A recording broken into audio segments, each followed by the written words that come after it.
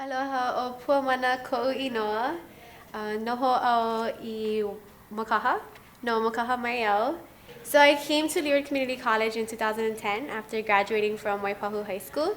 My original plans were to get my master's degree at UH Manoa after graduating from Leeward Community College with my liberal arts degree.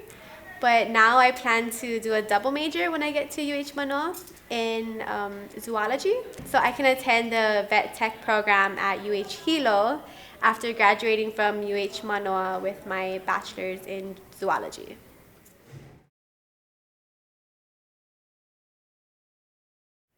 So the poem that I wrote was titled He Hawai'i Au, and it basically means I am Hawaiian. And I kind of wanted to get across to my audience or to the readers that being Hawaiian is something to be proud about.